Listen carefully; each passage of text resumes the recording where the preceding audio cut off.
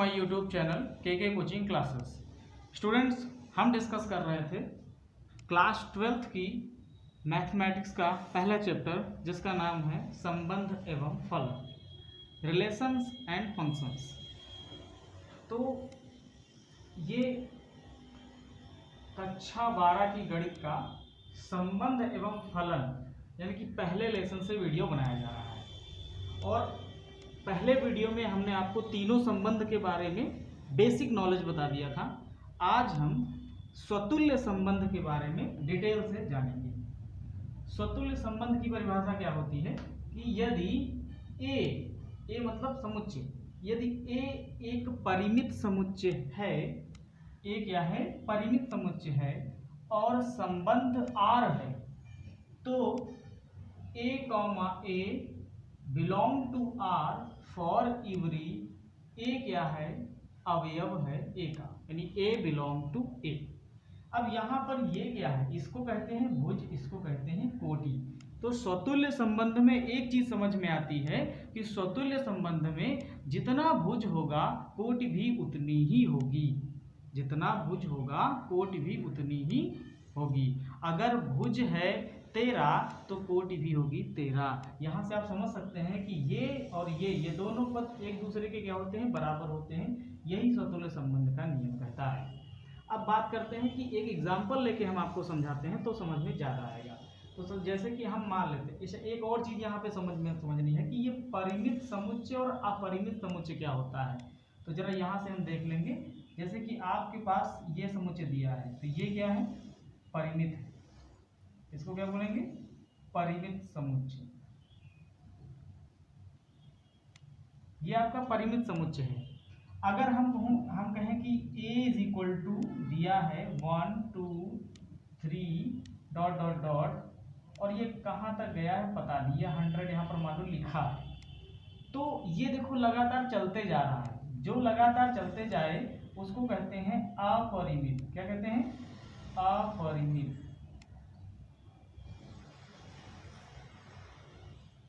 ठीक है, तो ये क्या हो गया? अपरिमित समुच्चय, और वो क्या है? परिमित समुच्चय है। ठीक है, तो परिमित समुच्चय यानी कि जो जा करके थोड़ी देर बाद रुक जाए, अपरिमित समुच्चय जो चलता जाए, लगातार चलता जाए, उसको क्या बोलते हैं? अपरिमित समुच्चय बोलते हैं। चलिए, अब परिमित और अपरिमित आप समझ गए होंगे। इसको बोलेंगे परिमित समुच्चय, इसको बोलेंगे अपरिमित समुच्चय। अब हम इस क्वेश्चन को सॉल्व करते हैं। ये एक एग्जाम्पल मैंने लिया है। माना कि समुच्चय ए बराबर 2 3 4 है और रिलेशन हमारा यानी कि संबंध हमारा क्या दिया है? 2, 2, 3, 3 और 3, 1। अब हम इस सवाल को लगाएंगे और देखेंगे क्या आता है। इसका हल देखते हैं। चलो इसको हम हल कर लेते हैं। तो हमने कहा था हल करने के लिए सबसे पहले हम जाएंगे किसके पास? समुच्चय के पास। हम इसमें संबंध के पास न जाकर के समुच्चय के पास जाते हैं। तो चलिए हम समुच्चय के पास जाएंगे और समुच्चय में देखेंगे सबसे पहला अवयव कौन सा है। तो सबसे पहला अवयव क्या है? 2 है, तो हम 2 को यहाँ पर लिख लेंगे। ठीक है, शुरुआत कहाँ से करते हैं? समुच्चय से करते हैं। कब? जब संबंध कौन सा हो? स्वतुल्य संबंध हो।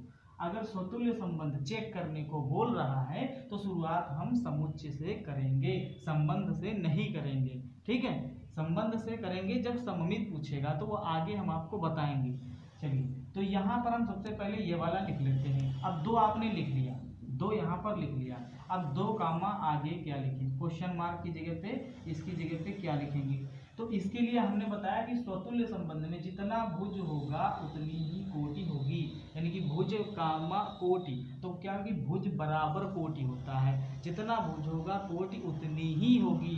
जैसे यहाँ पर भुज ए था तो कोटि भी ए हो गई थी, वैसे यहाँ पर भुज कितना है? 2 है, तो कोटि भी कितनी हो जाएगी? 2 हो जाएगी। तो 2, 2 हो जाएगा। ठीक है, और ये बिलोंग किस में करेगा? ये बिलोंग करेगा आर में। देखो क्या आर में ये बिलोंग कर रहा है। हमने बिलोंग टू का मतलब बताया था मिलना या होना। तो यहाँ 2, 2 बिलोंग किसमें? आर में। आर में कर रहा है तो आर लिख दो। ठीक है, 2, 2 बिलोंग टू आर। किसके लिए? प्रत्येक के लिए। किसके लिए? प्रत्येक के लिए बिलोंग करेगा। ठीक है, सभी अवयवों के लिए ये उसमें बिलोंग करेगा। और ये जो इसमें कितनी बार है? कौन सा पद आ रहा है, 2 आ रहा है, 2 अवयव आ रहा है। तो 2 जो अवयव है वो किसमें से लिया है हमने, जो तो हमने यहाँ पर लिया था वो किसमें से लिया था, ए से लिया था। तो 2 जो है वो किसमें बिलोंग करेगा, वो अकेला बिलोंग करेगा समुच्चय ए में। समझ में आ गया। तो यहाँ पर ये वाला बिलोंग कर रहा है। अब अगर बिलोंग कर रहा है तो अगले में बढ़ जाएंगे। ठीक है, आगे के लिए क्या लिखेंगे, अगला पद कौन, अवयव कौन सा मिल रहा है, 3 मिल रहा है, तो 3 लिख लिया। अब भुज का कोटि, भुज कितनी है, भुज कितना है, 3 है, तो कोटि भी कितनी होगी, 3 होगी। अगर भुज 3 है तो कोटि भी कितनी होगी, 3 होगी। ठीक है, अब यहाँ से भुज आ गया 3 और कोटि आ गई 3। अब देखेंगे कि ये किस में है, तो ये आर में है। तो यहाँ लिखेंगे बिलोंग टू आर, मतलब ये भी आर में बिलोंग कर रहा है। कामा फॉर इवरी, प्रत्येक के लिए। 3 बिलोंग टू ए, देखो बिलोंग कर रहा है। फिर अगला कौन सा है, 4 है, तो अब अगले में जाएंगे तो यहाँ लिखेंगे 4। अब अगर भुज 4 है तो कोटि भी कितनी होगी, 4 होगी, तो ये लिख लिया। बिलोंग किसमें, आर में करना चाहिए, क्या है, नहीं है, इसमें है नहीं है, ये आर में बिलोंग नहीं कर रहा है, तो यहाँ पर हम लिखेंगे नॉट बिलोंग टू। और ये वाले में कोई चेंजेस नहीं, ये ऐसे ही रहेगा क्योंकि ये वाला तो उसमें है ना। ठीक है, तो ये हो गया आपका क्वेश्चन। अब यहाँ से क्या लिख दोगे आप, ये लाइन नहीं खींचना है। ठीक है, यहाँ से आप क्या लिख दोगे, अतः आर कामा समुच्चय ए में एक स्वतुल्य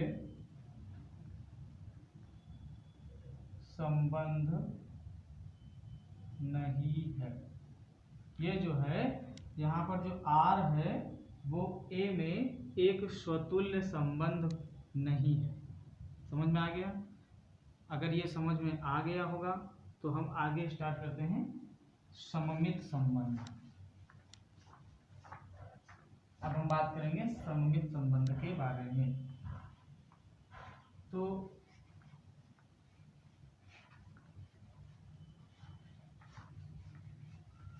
सममित की बात कर लेते हैं। दूसरा आपका कौन सा था, सममित संबंध। सममित संबंध की अगर हम बात करें तो सममित संबंध की परिभाषा होती है कि यदि ए एक परिमित समुच्चय, ए एक परिमित समुच्चय है तथा आर संबंध है, तो क्या होगा, a comma b belong to R. जो ए कॉमा बी है वो किस में बिलोंग करेगा, आर में। और इसको पढ़ते हैं अप्लाइज दैट। पिछले वीडियो में मैंने आपको बताया था, इसको पढ़ते हैं अप्लाइज दैट। तो अप्लाइज दैट इसको उल्टा कर देते हैं, B comma A belong to R. और यहाँ क्या लिखते हैं, जहाँ ए और बी ये बिलोंग करेंगे किसमें, समुच्चय ए में। चलिए हम इसको एक उदाहरण से समझते हैं। तो हम अपना एक एग्जाम्पल ले लेते हैं, एग्जाम्पल से आपको शायद समझ में आ जाए। तो एग्जाम्पल ले लेते हैं कि मान लेते हैं ए बराबर है आपके पास 1 2 3, ठीक है। और जो रिलेशन आपके पास है वो हम मान लेते हैं 1,1 and 2,1 and 1,2 and और आपके पास ले लेते हैं, और चलो इतना ही चेक कर लेते हैं, ठीक है। तो ये हम अब चेक करेंगे कि ये हमारा सममित है या नहीं है। तो आइए चेक करते हैं कि ये सममित है या नहीं है। तो तो इसके लिए क्या करेंगे, तो हमने कहा था कि जब हमें सममित चेक करना होता है तो पेन इससे नहीं चलाते हैं, पेन इससे चलाते हैं, यानी कि हम संबंध से चलाते हैं पेन। तो संबंध के पास जाएंगे और संबंध के पास पहला वाला उठा लेंगे। तो उस पहला में मिल गया 1,1, ठीक है, बिलोंग टू आर। ये तो साफ साफ बिलोंग कर रहा है, इसमें से लिया गया तो इसी में बिलोंग करेगा। अप्लाई दैट, इसको उल्टा कर दो, क्योंकि इसमें देखो सूत्र क्या कहता है, ए कामा बी को बना दो बी कामा ए, तो इसको उल्टा कर दो। तो उल्टा करो कैसे भी करो, ये तो ऐसे ही रहेगा, ठीक है। तो यहां से बिलोंग टू आर, जहां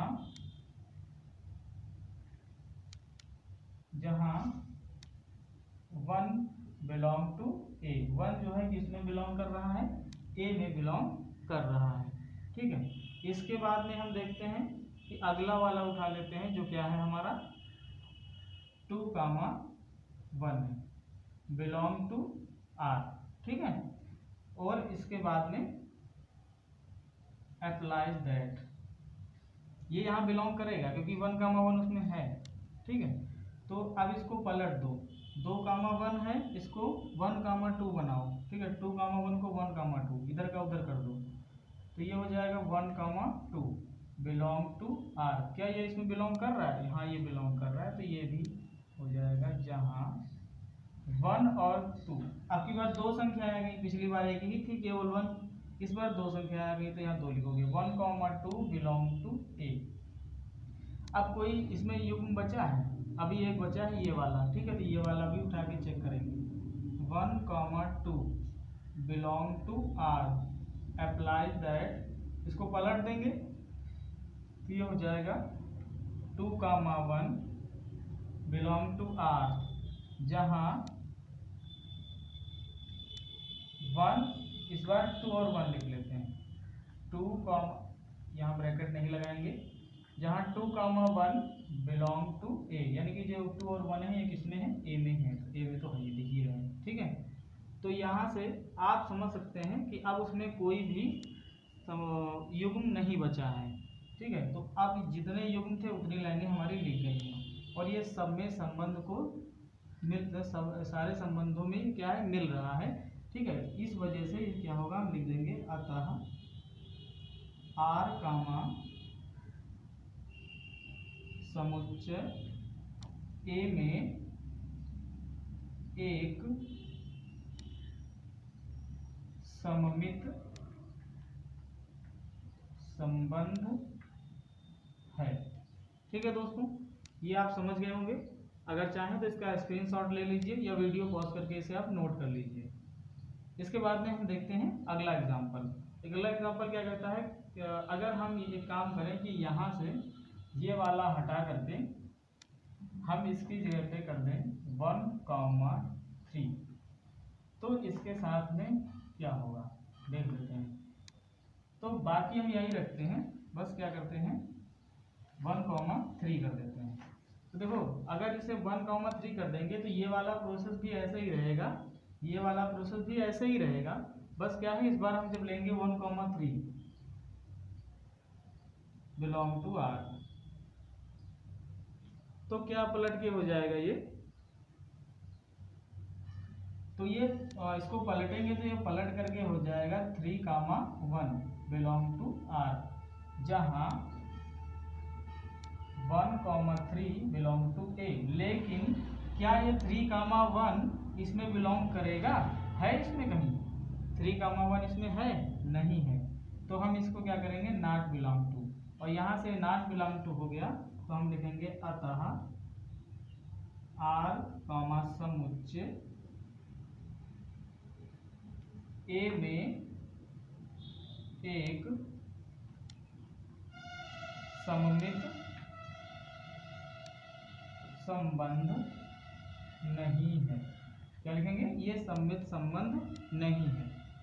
और दोस्तों अगर और छोटा कर दिया जाए, जैसे कि मैं कर दूं, इसे आप लिख सकते हैं, दोबारा लिख लीजिए, बढ़िया एग्जांपल, और वीडियो पॉज करके। अगर हम अगला देखें, जैसे कि मैं कहूं कि यहाँ पर मैं इसको भी चेंज कर देता हूँ, मैंने क्या किया यहाँ से 4,1 लिख दिया, अब आपको इसे सॉल्व करना है तो सबसे पहले ये वाला उठाएंगे, तो ये वाला तो राइट हो जाएगा, और जब इसको उठाएंगे 4, 1 को, ठीक है, बिलोंग टू आर, तो देखो यहीं से ये पलटेंगे तो हो जाएगा 1, 4 बिलोंग टू आर, जहां यहाँ पर मैं क्या करता हूँ 4 कर देता हूँ क्योंकि 4 होना जरूरी है, ठीक है, 4 होना इसमें जरूरी है, तभी वहाँ 4 आएगा। तो क्या है कि ये एग्जाम्पल नया लिख लीजिए आप अलग से, ये 3rd नंबर एग्जाम्पल हो गया, ठीक है। तो यहाँ से 4, 1 belong to R applies that 1, 4 belong to R, जहाँ 1 और 4 belong to 1, 4 belong to A, यानी 1 और 4 ए में क्या करेंगे, बिलोंग करेंगे। अब यहाँ से एक चीज समझो, क्या ये 1, 4 इसमें बिलोंग कर रहा है? देखिए नहीं कर रहा है ना, तो यहाँ से नॉट बिलोंग टू, और जहाँ से नॉट बिलोंग टू आपको मिल जाए क्वेश्चन वहीं पे समाप्त कर देना है, आगे कुछ भी नहीं देखना।